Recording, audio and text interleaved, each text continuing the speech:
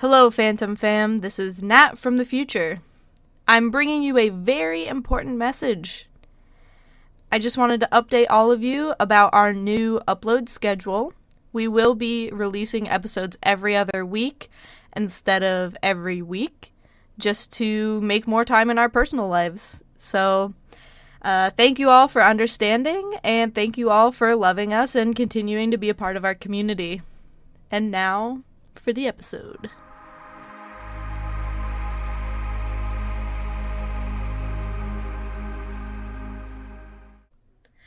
What's up, ghosts and goblins? It's me, your girl, Nat. And joining me, as always, is my best friend, Katie. Watcha! It's me. And you, my lovely Phantom Fam, are listening to Wading into the Void.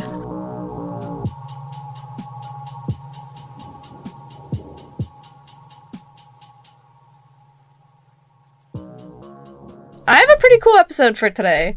I haven't told Katie what it is, but yeah, I'm excited. I'm excited! Katie, how we doing? We have any... I have to tell you, so I just showed our podcast to my sister's boyfriend. Oh boy, okay. And we listened to episode 22, which I can't remember what one that is. I believe it's Listeners Part 4. Okay. Whatever Listeners Part 4 is 20-something.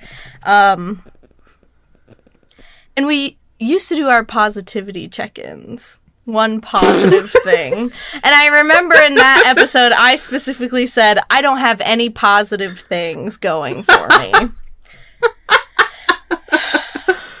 And, you know, I feel like I can find positive things now. Good! That in and of itself is a positive thing. But, like, I don't know. I can't think of anything. That's, like, the hardest thing, is, like, you can't think of it off the top of your head, but you could be like, oh, yeah, I planted, these bushes last year, and they're finally growing flowers, and I thought they had died last year, but they didn't, so that's my one positive thing. Oh, there you go. That's nice. That's good. I went away on vacation. I also did. When I left, my corn I had planted, because I'm Farmer Katie, was up to, like, my knee. So, you know, knee-high by July. But I came back after my week-long vacation, and that shit is up to my damn head. Is that what it's supposed to be at? It is definitely taller than a lot of the other corn in our area right I was gonna say, I just planted my corn, like, maybe a month ago, and it is not there yet. I planted late, though, so it's probably my fault. Like, there's already little wisps on there where, like, the corn cobs are gonna form, and I'm like, yeah. See, I just discovered that we have groundhogs, and they're eating my plants, so I don't know if we'll really get anything this year, but... Groundhogs. I had a cat that was shitting in my garden beds. I would prefer that over an animal eating my plants.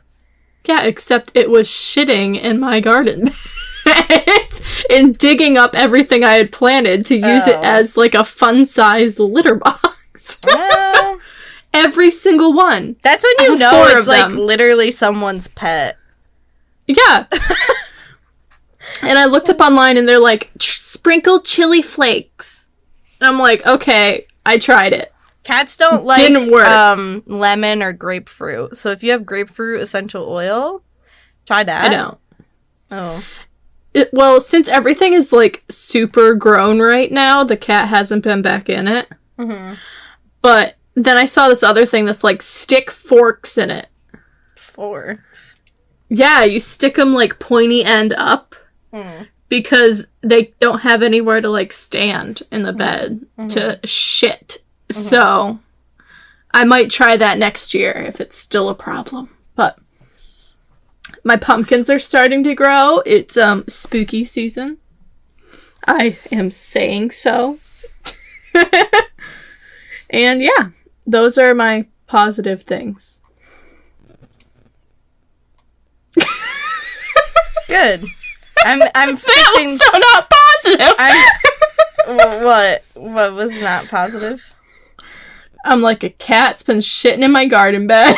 Your corn is growing a lot. My corn That's is a growing positive a lot. thing. My pumpkins have started to grow. That's a positive thing. I do have to tell you, I noticed an editing error last week. Uh-oh. I probably won't fix it, but there's like a 3-minute like. Oh, I noticed. I was just like, I guess we're just doing this. Piss. No, I didn't have to pee. My mother texted me and she needed a picture of something from upstairs because hashtag still live with the parents. Can't afford to live on my own. Dana was the one who brought it up. I honestly did not even know.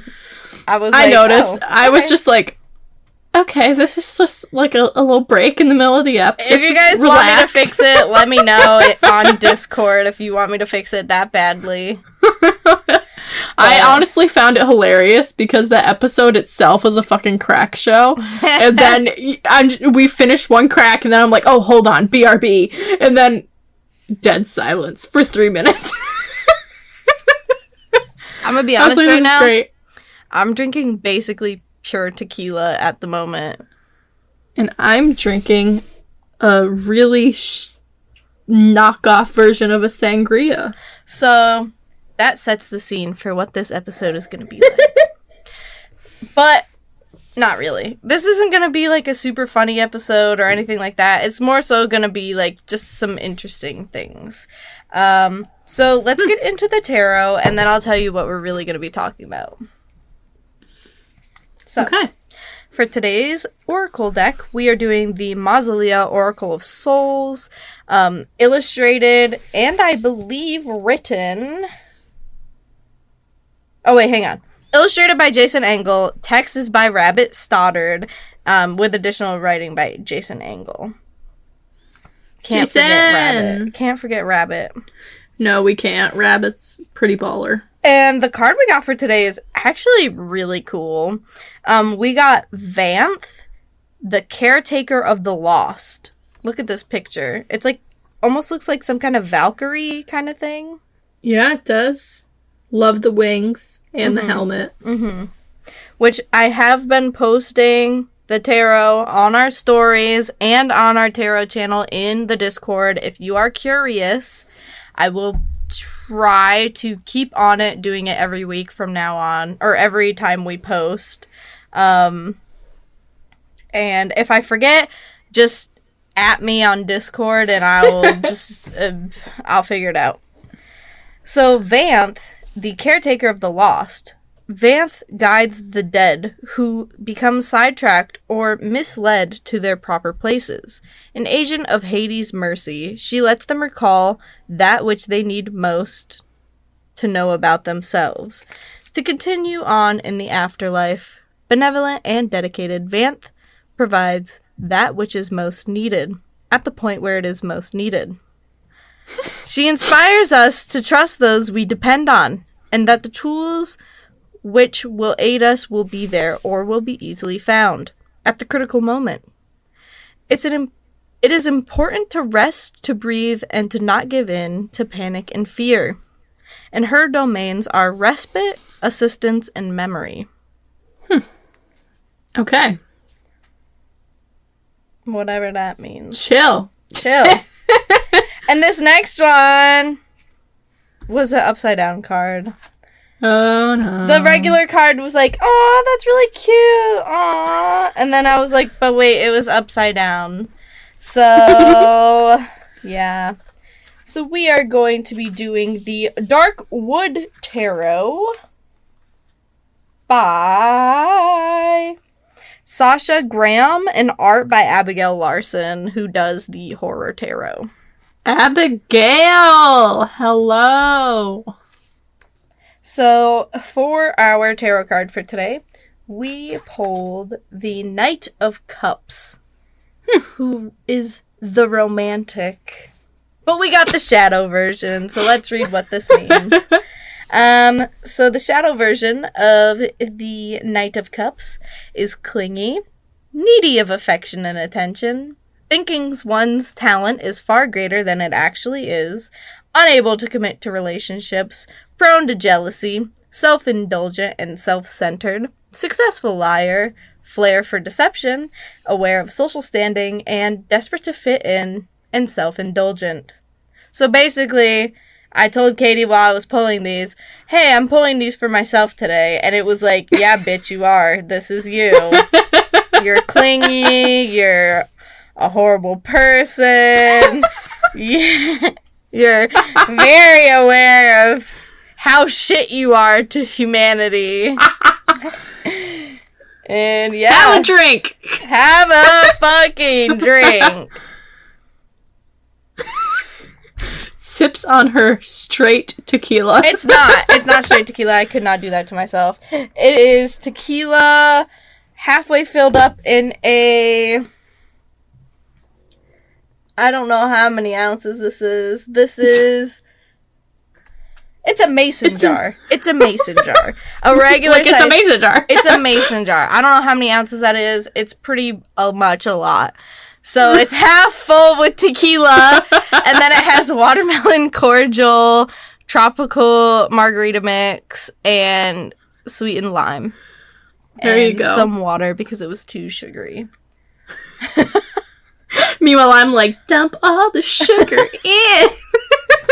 If it doesn't taste like juice, I don't want it. So yeah, Now that we read that, I just saw some somewhat breaking news. Oh? Disgraced sports doctor Larry Nassar stabbed multiple times at Florida federal prison. First of all, I don't know who that is. Second of all, why do we care? He is the ex-U.S. Olympic gymnast physician who sexually assaulted, like, over 100 women. Simone Biles, right? Yes. Yeah. Fuck that guy. Yeah, he was stabbed multiple times during an altercation with another inmate at his federal prison. Well... reportedly in the back and in the chest. But, unfortunately, he's said to be in stable condition as of now. Unfortunately. Yeah, okay. Well, but can we just give a little flashback here of the quote from Ingham County Judge Rosemary Aquilina, who said, "I just signed your death warrant." Damn, savage. They tried! Alright, let's get into the episode for today. We got a few different things to talk about. Okay. For today's episode, I kind of fell into a rabbit hole a little bit on this one. And that is the Reddit rabbit hole of unexplained mysteries. Okay. So I figured we'd do a 1, 2, 3, 4, 5. So it's kind of like a 5 Reddit unexplained mysteries, okay? Okay. I'm here to contribute absolutely nothing other than smart-ass commentary and thoughts. Alright. You're gonna be really surprised with this last one, because the last one's just so fucking weird. I love it when Nat gives me a surprise. It's so great. Okay, they're all fucking weird. But, like, I was reading this and was like, what? I feel like I should do a whole episode about this. This is crazy. But I'm not gonna. Here we are. Well, yeah. Kind of. So, this first post that I found is from the subreddit Non-Murder Mysteries. So I like the subreddit because a lot of unsolved mysteries are murders, but this one specifically has any unsolved mystery that isn't a murder.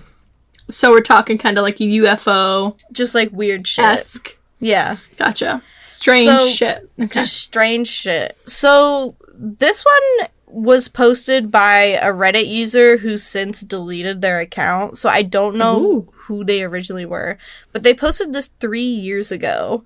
XOXO anonymous. XOXO. Let me see if it says a location. Okay.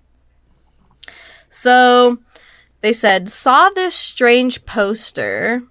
And there's 2 different pictures. So they saw the poster picture on the top this morning in Utah and looked up the survey name, and a poster with the same format on the bottom was put up around Oregon in 2015. Does anyone know anything about this? And let me just read what this says, because this is what kind of caught me, was that just whatever this said. And also, if you look, are you looking on the Google Doc? I am. I just pulled it up. If you notice, they put it over a sign. What does that sign say? No something, and you're fined $500. And they put this sign over it. Well, it starts with an F. Yeah. It ends with a KS. Yeah, so no... No fucks. No $500. Yeah, I don't know. But this is what it says. And they both basically say the same thing, but I'll... not really explain the differences, but I'll tell you the differences. So, it says, have you been having strange dreams? The Happy Valley Dream Survey is investigating a recent spike in bizarre, unexplainable dreams. If you've been experiencing any unusual dream activity, you can help by reporting a summary. Please contact either Happy Valley Dream Survey at... what does that say? Happy Valley Dream Survey at mail.com. And it gave a phone number, and it says, and leave a description of your dream. I personally have not emailed or called these numbers. We probably could if we wanted to and see what happens. Should I call the number right now? I'm not trying to fall into the Matrix, okay? I'm just worried it's like the Scientologist or something, and they're going to bother me for the rest of my life or something like that. But I say we don't call the number, but we give the listeners the number in case they want to call. Okay, so if you want to call and be solicited by the Scientology group for the rest of your life, the phone number is 725-333-9067. I think I read that right. It's kind of small. And then the other sign said almost the same exact thing. It says, have you been experiencing strange dreams? But this is the one difference. It says the Willamette Valley Dream Survey is investigating a recent spike in bizarre, unexplainable dreams. If you that's like word for word. Yeah, it's word for word, except no email this time, a different dream survey, and a different phone number. And the phone number for this one is 971-258-1465. So, if you're ballsier than us, give them a call. Let us know how it goes. If join our Discord and tell us what happens. Or if you want to do it with us, join our Discord, and I will literally join a voice chat while you call them. That's an option. Yeah. Because I want to know what happens. But in order for us to do that, you have to subscribe to us on Patreon. Yeah. But yeah, if I'm putting my life on the line, I need something in return. And make sure when you call them to use *67 so they cannot pinpoint your location. Very true. I'm out here saving lives, okay? No, that's hella strange. Honestly, it kind of gives me, like, the skeeves. Like, I kind of got a little bit of goosebumps right now. Like, something ain't right with that, okay? Okay, so apparently according to the wiki that is Dreamy Wiki, I don't know what that is. It says if you call the number, there is a female voice that tells you to leave the dream at the tone. And it says the Willamette Valley Dream Survey is ongoing.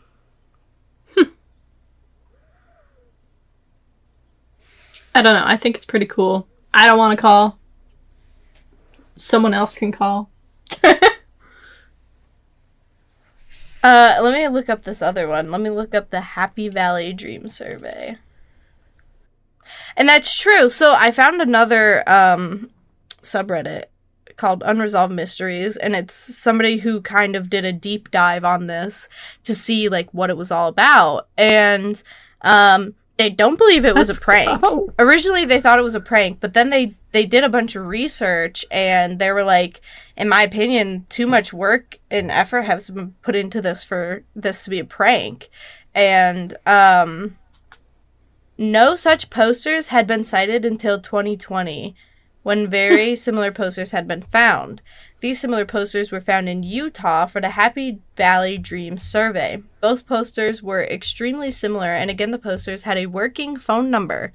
A female robotic voice told the caller to tell them their weird dream. After hanging up, the caller would get automated message from the number thanking them. After one has called them, they would get calls from this number during the middle of the night. However, they would not leave enough time for the person to actually answer the call, leaving the phone ringing for only seconds. I have goosebumps and my eyes are watery.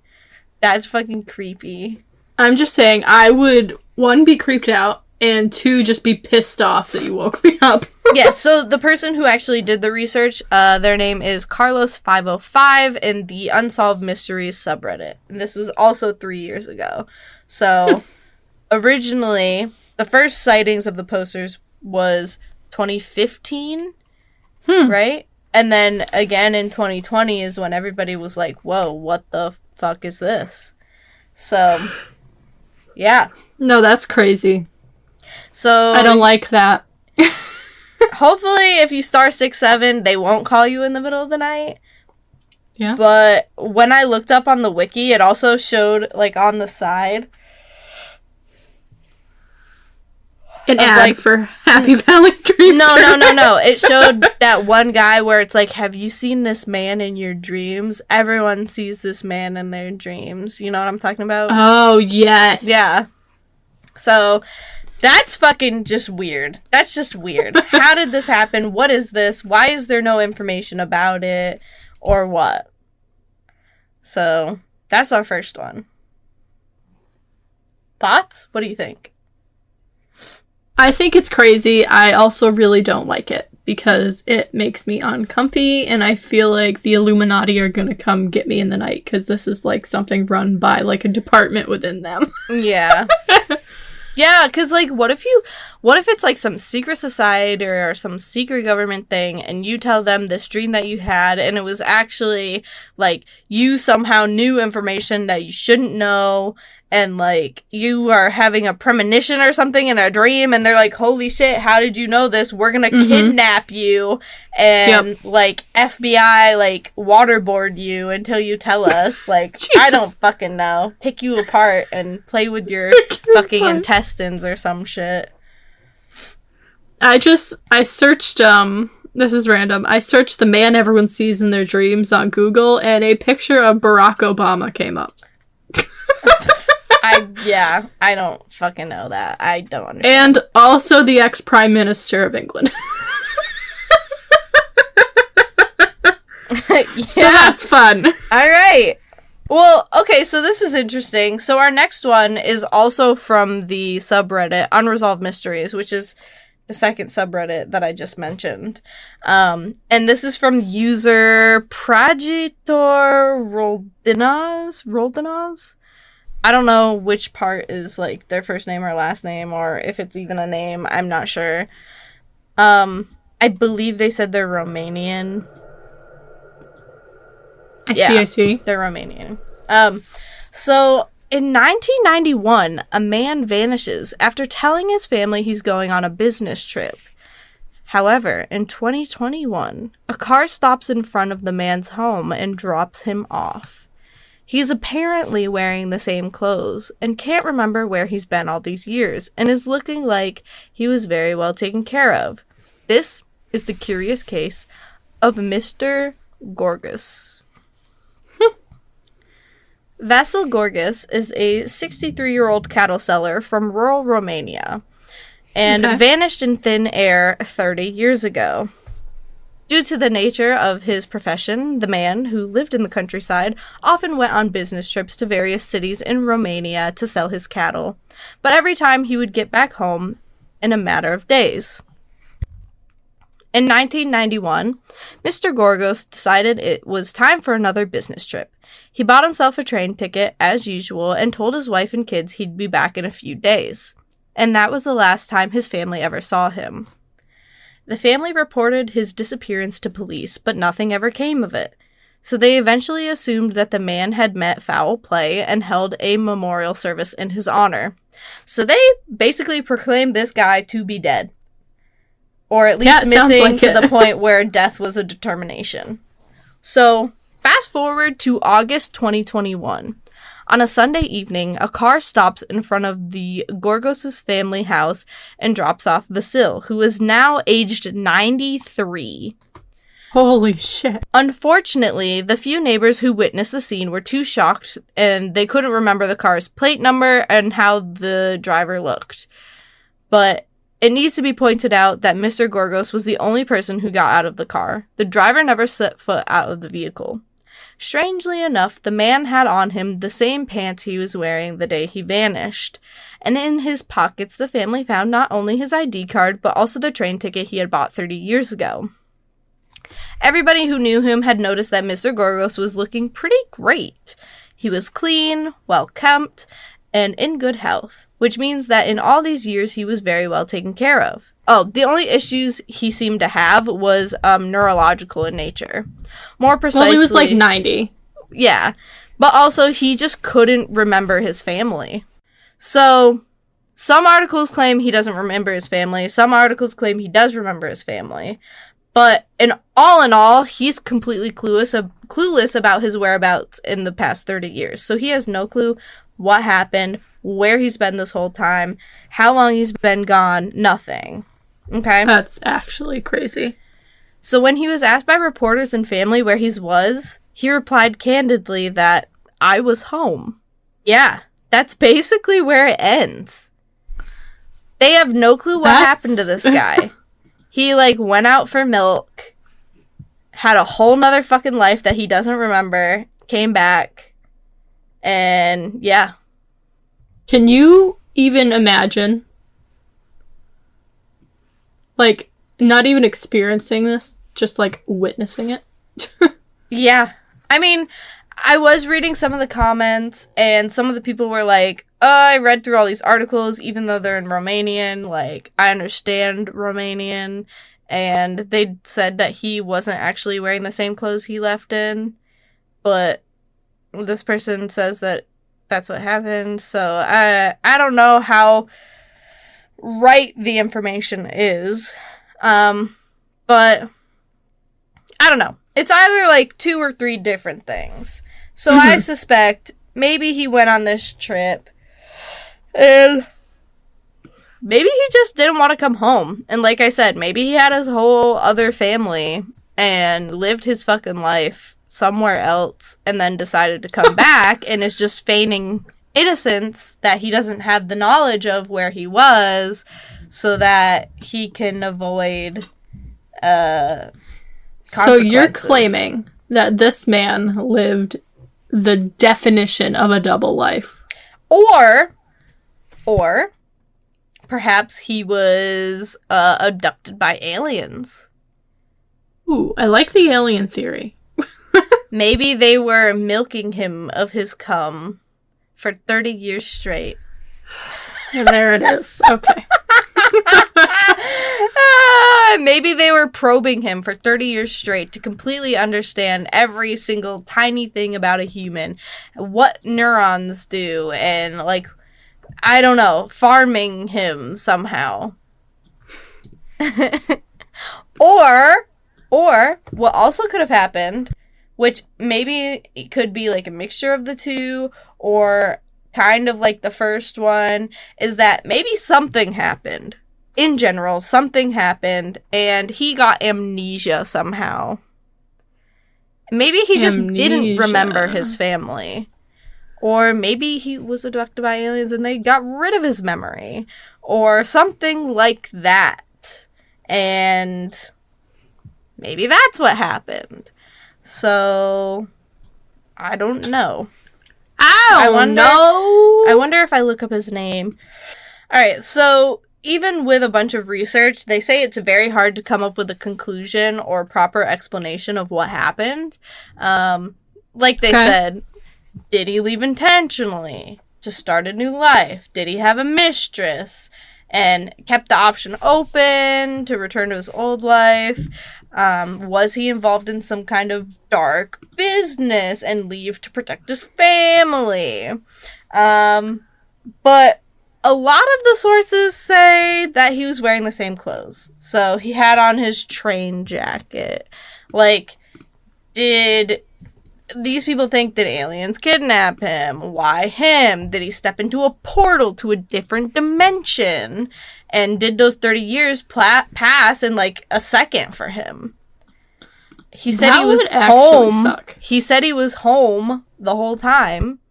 So, I don't know. Maybe he was like a glitch in the Matrix or something like that. Maybe he's just like instantly aged or something. That's a nightmare. Yeah, so there's literally no explanation of what happened.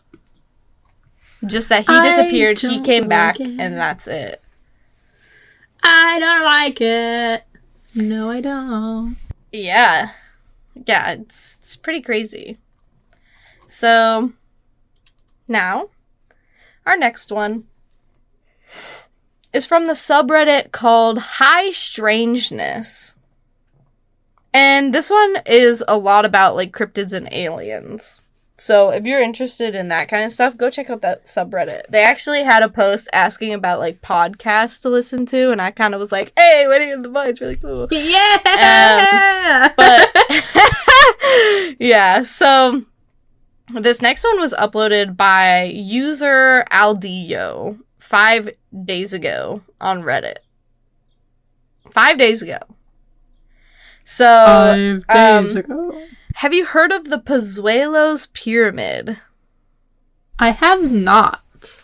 So, it was built 30 years ago by a farmer, 20 minutes away from this person's house in Monclova, Coahuila, Mexico. He saw a UFO in that spot, and two tall and blonde humanoids telepathically instructed him to build the pyramid. In the walls, he wrote the messages they gave him. Katie, are you looking at this Google Doc? It shows a picture of what this pyramid looks like. Ew. It's kind of cool. I think it's kind of cool. I don't like the triangle door. Yeah, I don't know. But somebody in the comments was like, well, what did the messages say? And this is what another commenter, or this is what Aldio said. This is quote for quote what they said. Do not despair, because if one day you find yourself alone, remember this. If in a million years, one will listen to you. You are like a diamond itself that spreads the light of knowledge. What we want is for them to realize what a terrible thing they are doing in this place called Earth, and that they should take care of it like the apple of their eye, because it gives them what they need to live. They must be aware that they are a replica of Earth and the entire universe. All this that he told you, tell the others. It is necessary for man to know that he is taking the wrong path, and they are taking the knowledge to create weapons. There was a terrible war that tormented me. Something had gone out of control. All the atoms of the species, stones, sea, and dust increased enormous temperatures. This was destroying everything in its path, destroying everything. And he saw how the heat wave burned children and women. He saw how they writhed. Pieces of meat fell off. The earth became like when the mountains are burned. The whole earth was covered in smoke, and it was a night of death. I started to think, why didn't we start to see the chaos we were causing to the earth, the suffering? What the actual fuck? What the fuck? So either this guy is completely psychotic, or aliens somehow know the future and talk to this guy for some reason. Aliens are the future. Maybe because it said that they were blonde humanoids, so maybe they're just us from the future that are just incredibly evolved. Ugh. I don't know. It's pretty fucking weird, though. Why make this pyramid? Why make a monument saying all of this stuff? why did the Egyptians make their pyramids? Exactly. We don't They're know. tied to aliens too, you know? Mm-hmm.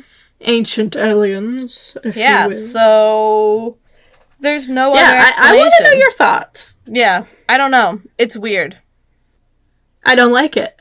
All of this is, like, tripping me out. Yeah. It's making me think. I didn't sign up to think today. So, there's that one. And now this other one, this fourth one, I believe, is from the subreddit Mysteries of the World. And this was uploaded by user Admiral_ad4217 4 days ago. Okay? It's also recent. Yeah.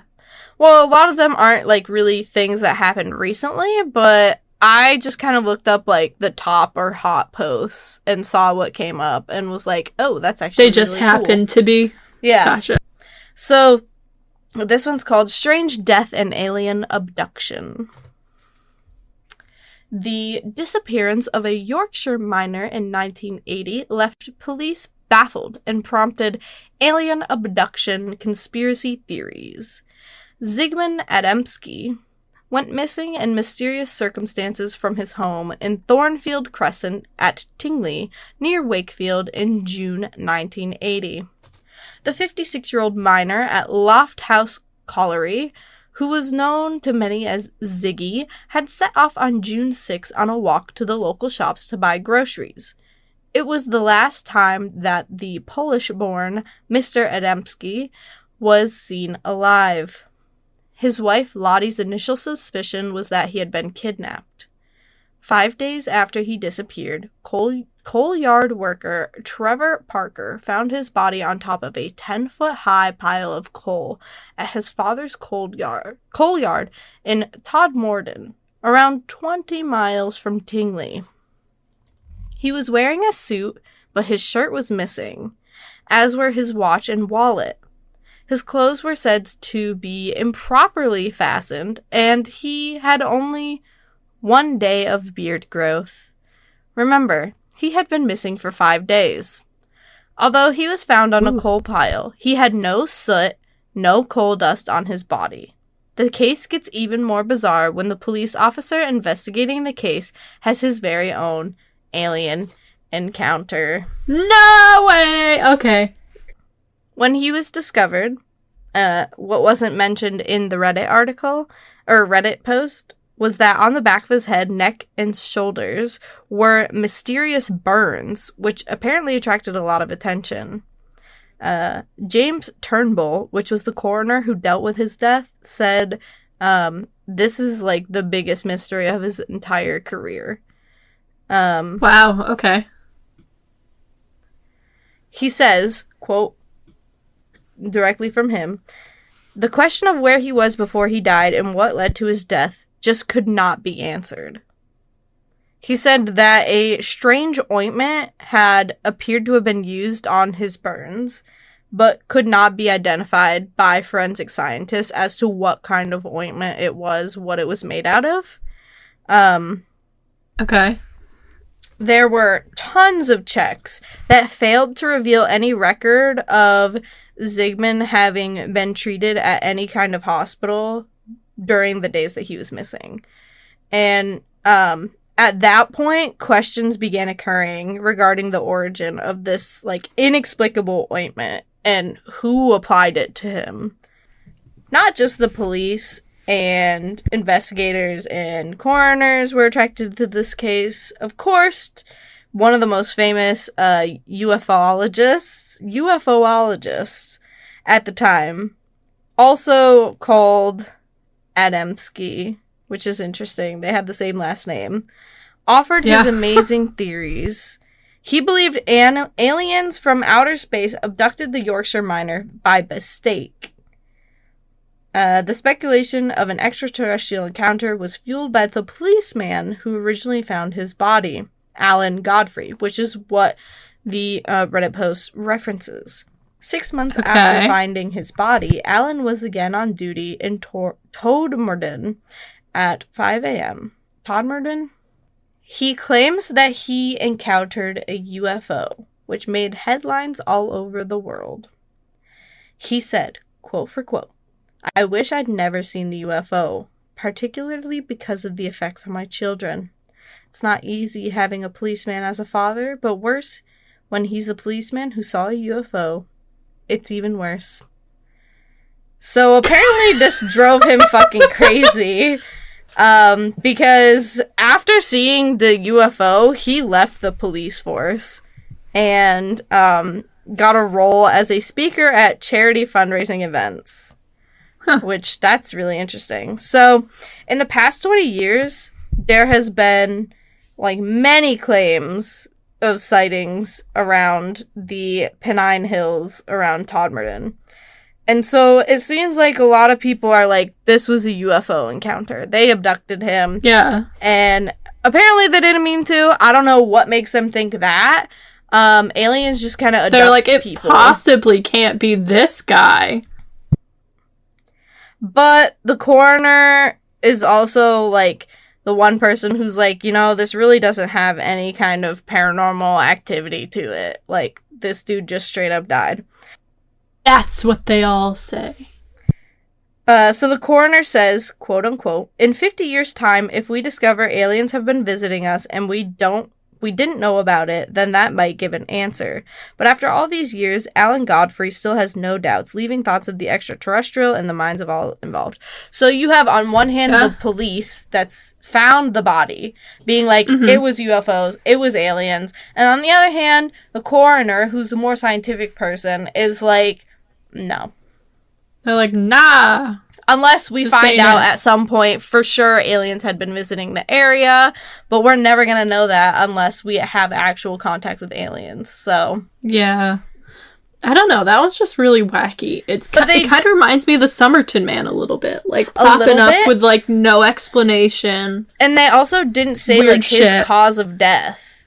Like, he clearly didn't have, like, an outright cause of death besides having those little burns on him, but... Other than that, it didn't say anything. Yeah, no, that one's really strange. They're getting, like, stranger as we go along. That first one is still sticking with me, though. I'm not gonna lie.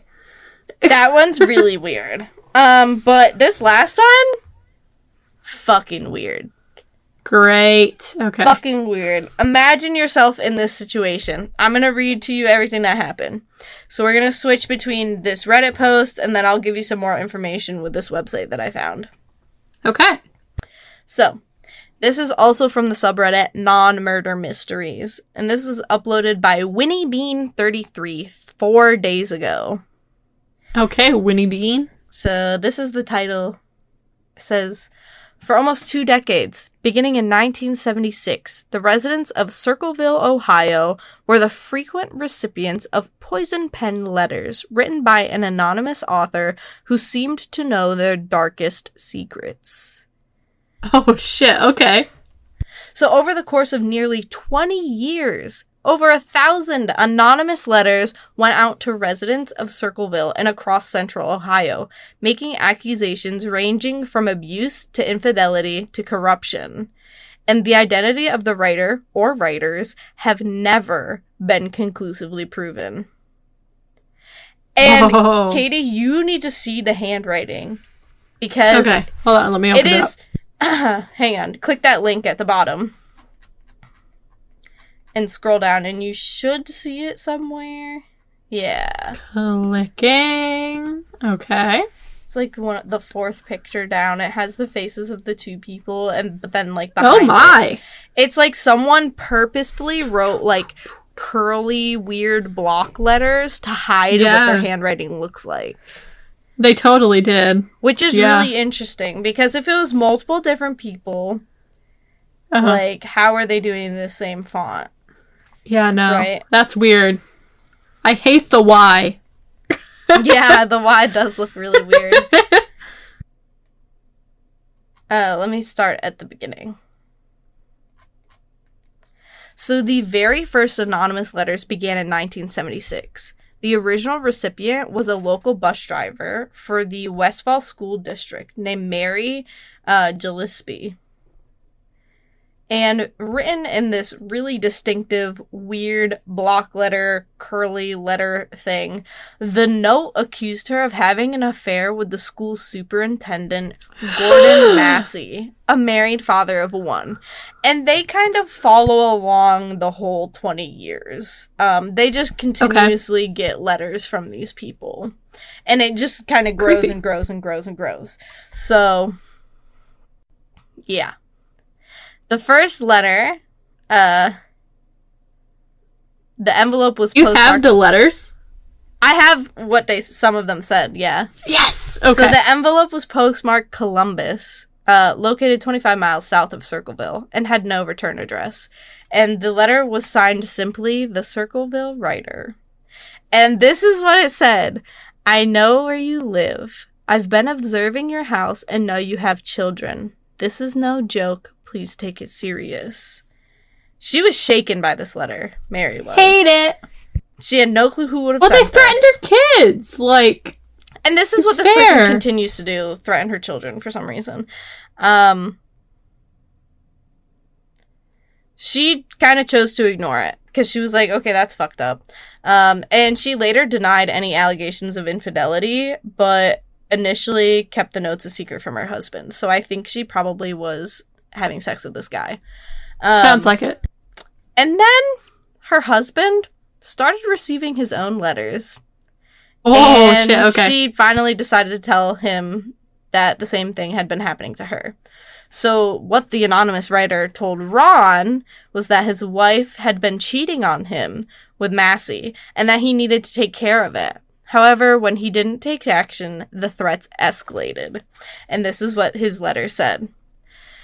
Gillespie, you have had 2 weeks and done nothing. You are a pig. Make her admit the truth and inform the school board. If not, I will broadcast it on CB, posters, signs, billboards, until the truth comes out.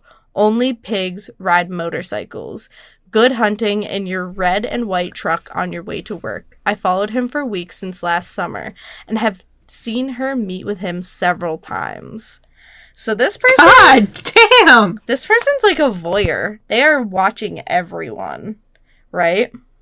It's reminding me of The Watcher. Yeah, a little bit, yeah. So I wonder if they're tied in any way. The writer soon started to send similar letters to the school's vice principal about the affair. So this person is connected to the affair somehow initially. Because why are they so invested in this? How do they know? Like, why do they care? But they said in the message to the vice principal, I shall send you proof about driver number 62917. She has a child in school there now. I shall prove this shortly. I expect him to be discharged. You'll see that I am telling the truth. However, no proof was forthcoming. However, it's notable that the author knew Mary's driver number, which suggests that it was someone who's connected to the school in some way. But at that point, still, who? So, Gordon Massey was also receiving letters by this point. In them, the writer threatened to slash his tires and cut his brakes if he didn't offend the affair. And this is an example of the letter right here. Miss Gillespie, stay away from Massey. Don't lie when questioned about meeting him. I know where you live. I've been observing your house and know you have children. This is no joke. Please take it serious. Everyone concerned has been notified and everything will be over soon. That's the initial message she received.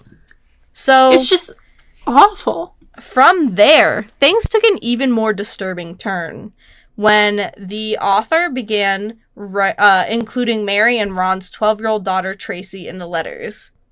Oh. Alleging that Massey was sexually abusing her. And they also threatened to harm her themselves. It's your daughter's... This person is terrible. So this is what they said. It's your daughter's turn to pay for what you've done. I shall come out there and put a bullet in that little girl's head. Oh my fucking god. Yeah. So, the Gillespies finally turned over the letters to the sheriff's office because at that point they were desperate for help because this person is threatening their child at this point. A little bit. So, law enforcement tried to find the culprit. They wiretapped phones, watched houses, tried to work with postal services to intercept the letters, but literally to no avail. They couldn't find shit. They were no closer to finding the identity of the Circleville writer, or to putting an end to the harassment that these families were receiving. And what had begun as a campaign of intimidation targeted specifically at the Gillespies and Gordon Massey had kind of started spreading out to other Circleville residents, who were now regularly getting their own poison pen mail, which was always postmarked Columbus. Who was this individual who knew all these deepest, darkest secrets of these people? And to that point, we see a suspect emerge. Ooh, okay. So finally, these people are like, I'm sick of law enforcement. They just keep failing. They don't know who this person is. We need this to stop. So the Gillespies turned to Ron's sister and brother-in-law, Karen and Paul Freshour. They showed the Freshowers the letters they had received and enlisted their help in figuring out who was behind them. Paul and Karen, for their part, felt the answer was obvious. David Longberry. So Longberry was a fellow bus driver of Mary's and had made passes at her multiple times. And she denied him every single time. So the Freshowers considered it plausible that he wanted revenge and was bitter about him, or about her denying him. So, yeah. And he But what right does he have to her? Well, he's a man. He's a white man, probably. So... Say less. But since he was also a bus driver, he probably knew her driver number. And, yeah, so Paul and Karen decided to write him a letter, telling him they knew he was responsible for the hate mail and warned him that he better stop sending it. Interesting enough, the anonymous letters ceased for a small time after this confrontation. So Mary and Ron were finally like, okay, this is over. But it was just the beginning. Still. So while the letters stopped briefly, they were replaced by inflammatory signs that appeared daily along Mary's bus route. Somebody started putting out signs. Are you serious? Only now the Gillespies had to worry about their daughter, who was frequently referred to in these hateful messages, and her peers, as well as anyone else passing by reading them. So these were no longer personal letters sent to specific people. The whole town, the whole city was seeing these messages and the threats that were being made against this family. Ron was determined to make sure that Tracy didn't have to endure the embarrassment and discomfort, and would take the signs down as soon as he came across them. And Paul Freshour on the toll. Oh, this is what he said about what the situation did to Ron. Ron was devastated and distraught. He didn't get much sleep during that period in his life. He was frantic and would drive around an hour or two in the morning before his shift began looking for any obscene posted signs. Ron worked very hard to figure out what it was all really about and to have the problem solved. So these people are just trying to live their lives. Yeah. And they're just getting harassed for years. I think that's an understatement. Yeah. In August 1977, Mary headed to Florida with her sister. It was meant to be a getaway from the worries that plagued her for the last year. However, there is a side note here that it was rumored around Circleville that Mary was actually going to Florida to meet with Gordon Massey. But this was never confirmed. Okay. But since there was an alleged affair, it's worth noting. With Mary gone, Ron was kind of left to deal with things on his own. So on the evening of August 19th, the Gillespie home received a phone call. Tracy heard her father shouting at the unidentified caller in the next room. He was convinced he was speaking to the Circleville writer. Intending to confront this person, he grabbed his .22 caliber revolver and hastily left. As any American does. He hastily left in his 1971 Ford pickup truck. 50 minutes later, a shocking discovery was made. The wreckage of Ron's truck, which had apparently crashed into a tree at the end of the road. Sadly, Ron, who wasn't wearing his seatbelt, was found dead inside the vehicle. However, curiously, it was determined that a shot had been fired from his revolver, but neither a bullet hole nor the bullet itself were found, only the casing. No. Oh my... The toxicology report revealed that Ron had a blood alcohol level of 0.16, which is twice the legal limit. However, his family argued that this was impossible, that he was never a heavy drinker, and they felt that foul play was definitely to blame for his untimely death. And people suspected that he was ran off the road. Paul Frischower. I'll tell you what I think at the end. Paul Frischower was vocal about his beliefs that his brother-in-law had in fact been murdered. This is a quote directly from him. The sheriff agreed with me that there was foul play, and when I contacted him again, he changed his attitude completely. So though Ron Gillespie had died under strange circumstances, what or whom had fired the gun, or whom had he fired his gun at before crashing? There was nothing to indicate that foul play was involved, and Sheriff Dwight Radcliffe concluded that it was simply a tragic accident. Look at this fucking picture of the train, or the truck wreckage. The truck is fucking demolished. This guy wasn't wearing a seatbelt, so he was likely flung out of the truck. Oh my gosh. Yeah, it's like crushed in the front. Yeah, that is completely demolished. Okay. So, this is where the harassment escalates. Okay. So through it all, the signs and letters continued, some of which now accuse the sheriff of corruption and the coroner of sexually abusing minors. The latter claim happened to turn out to be correct. No. When Ray Carroll was convicted years later in 1993. I have no words. So, who is this person? Mary Gillespie eventually confessed to having an affair with Gordon Massey. But according to her, it didn't start until after her husband's death.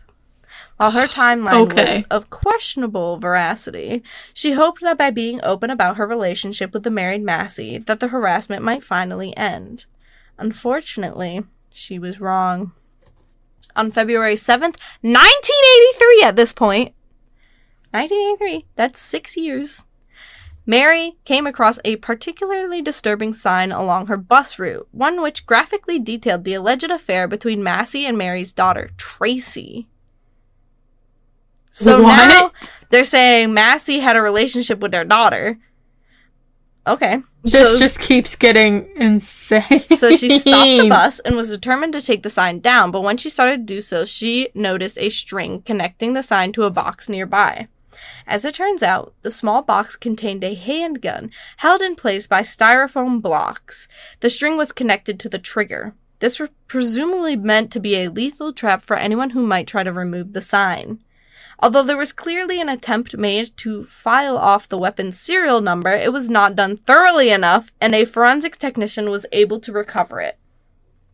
The serial number led law enforcement to a man named Wesley, who worked at the local Columbus Anheuser-Busch brewery. However, according to Wesley, he had sold the gun to his supervisor and hadn't been in possession of it for quite some time. So who was his supervisor? None other than Paul Frischower, Mary and Ron's brother-in-law. What? Oh, this is insane. This is still going, right? Okay. This is still going. So, Paul maintained his innocence from the outset, but was cooperative with investigators. He stated that the handgun had been stolen from him weeks earlier and that he believed he was being framed. He also failed a polygraph exam. The officers brought a few of the Circleville letters to Ron and asked him to do his best to replicate the distinctive block lettering in his own handwriting. He complied with the request. Afterwards, the sheriff determined that his writing was a perfect match of that of the Circleville writer and promptly arrested him. During the trial, Karen Frischauer, with whom Paul had recently gone through a nasty divorce with, alleged that she had found dozens of the letters inside their home while they were still living together. Yet when asked to produce them, she was unable to do so, stating that she'd thrown them all away. It's also worth noting that Karen had lost everything: custody of their children, their home, their savings, and their divorce settlement, and was living in a trailer on Mary Gillespie's property by that point.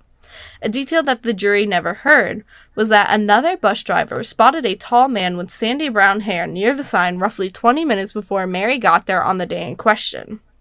He had a yellow El Camino. Conversely, Paul had dark hair and was much shorter than the man she saw. Additionally, he didn't own an El Camino. No efforts were made to either locate the vehicle or learn the identity of the man. However, Karen was reportedly dating a man who matched that description at the time, although he didn't have an El Camino either.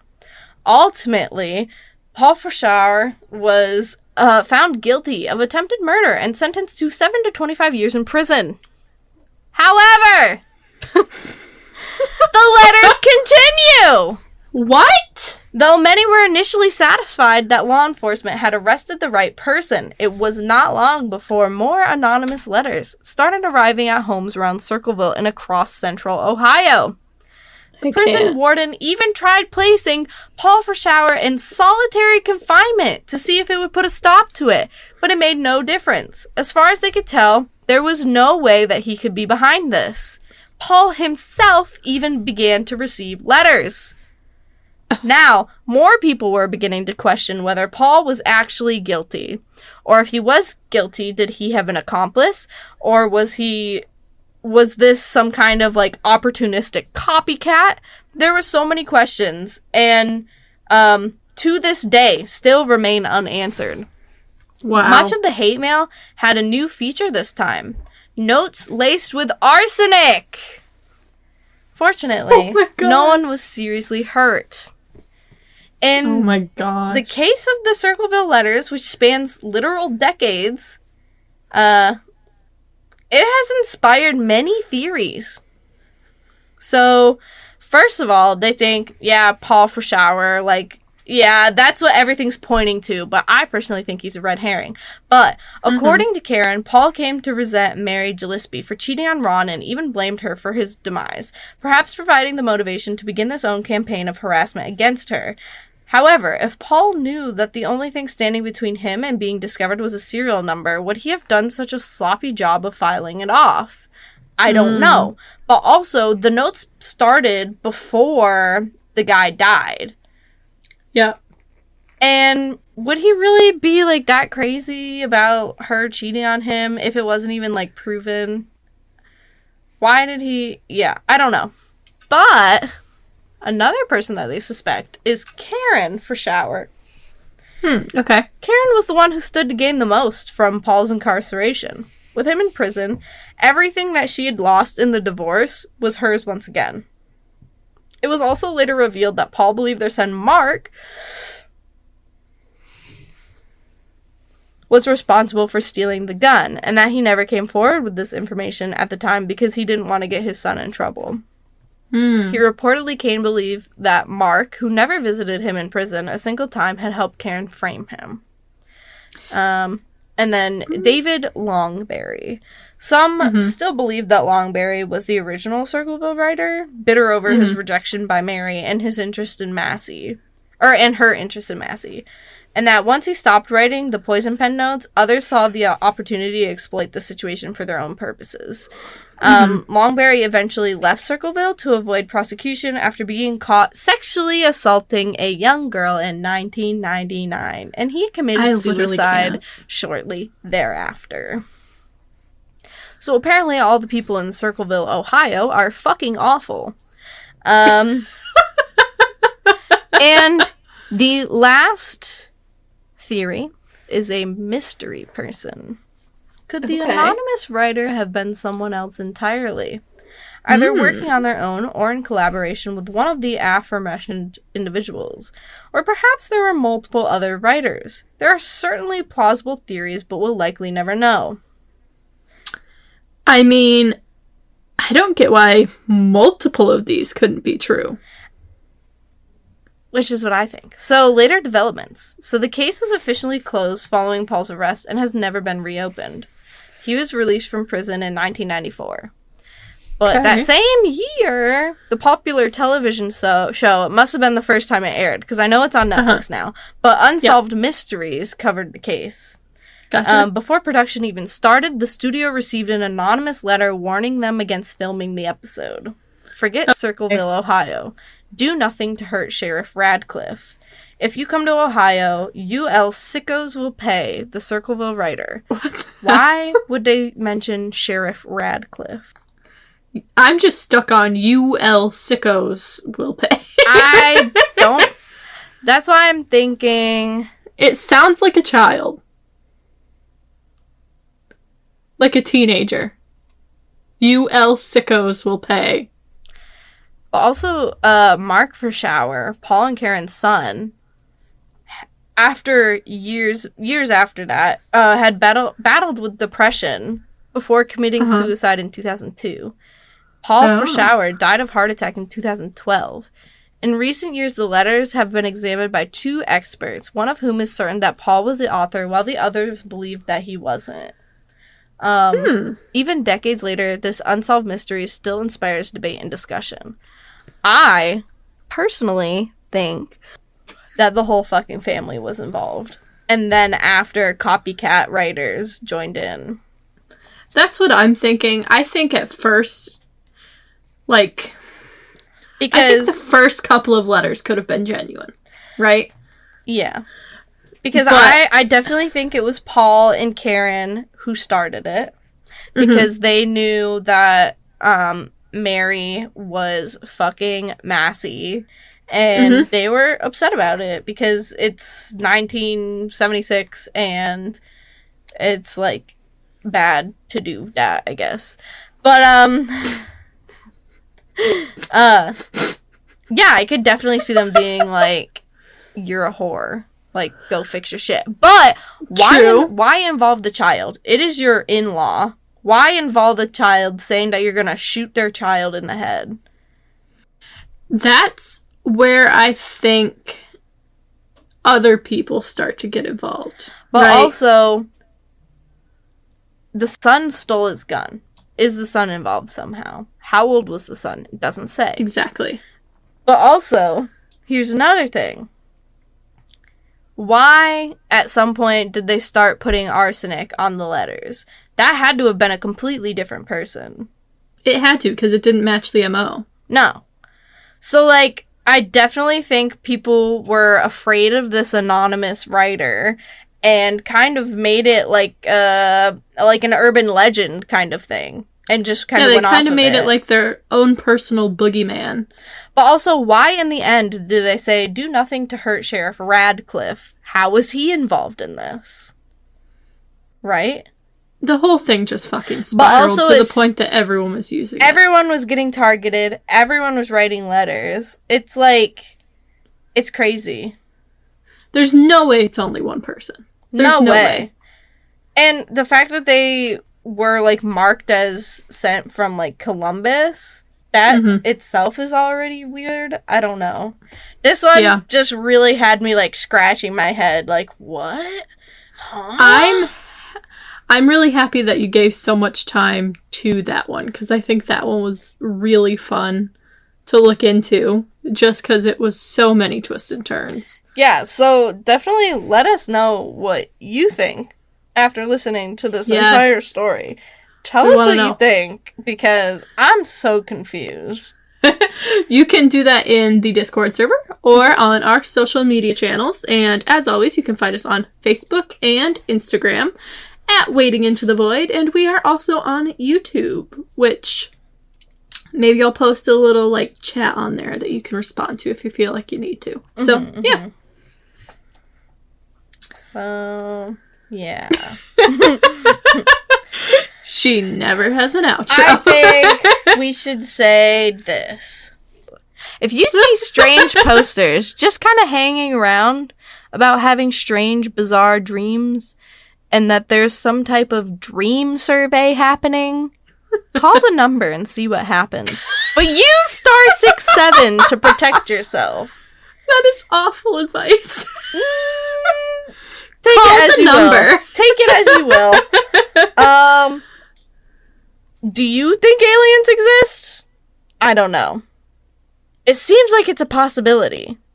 I think something There's so exists. many stories out there that are like, these people are just disappearing and coming back and they have no clue what the fuck happened to them.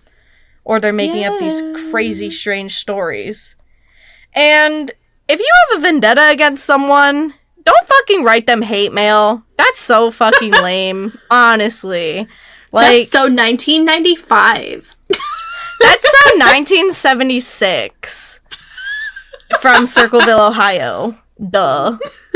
So just don't do it. Confront them face to face and don't hurt them. Make it a peaceful adult. conversation. Yeah, be a fucking adult. For real. And yeah, let us know if you want any more of these, because this was hella fun. Yeah, I really enjoyed it. I was having fun researching earlier. Yeah. Fall down the rabbit hole every once in a while. Yeah, it's good for your brain. Yeah. Adios, muchachos. Bye.